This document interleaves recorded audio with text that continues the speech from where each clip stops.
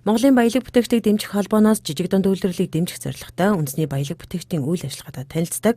Энэ хүрээнд эхлэл брэндийн хулган 21 ухаалаг гар утастай танилцаж үндэсний үйлдвэрлэл шинэ түвшнээр дэлхийд танигдах боломж байгааг баялаг бүтээгчдийг дэмжих холбооны ерөнхийлөгч хэлсэн юм а.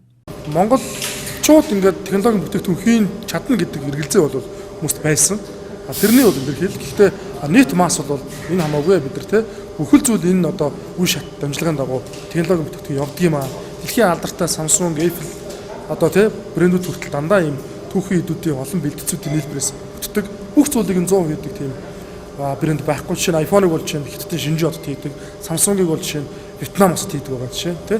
Тэгэхээр брэнд бол оюун ухаанд тархинд бүтдэг болохоос биш ерөөсөө бүх зүйлийг гадаад шорооноос аваад бүтээдэг тийм зүйл байхгүй гэсэн.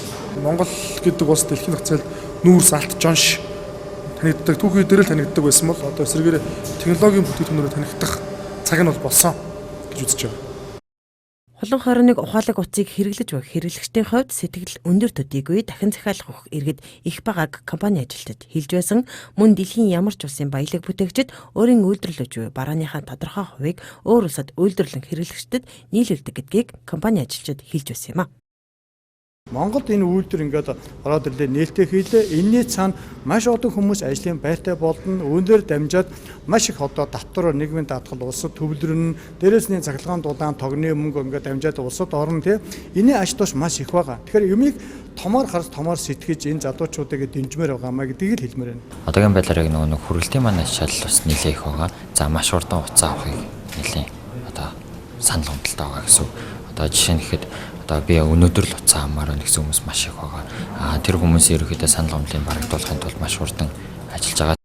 Үндэсний үйлдвэрлэгч Монголын баялаг бүтээгчдийн эхлэл брэндийн сонгон хэрэглэхээр 4300 гаруй хүн захиалга өгсөн.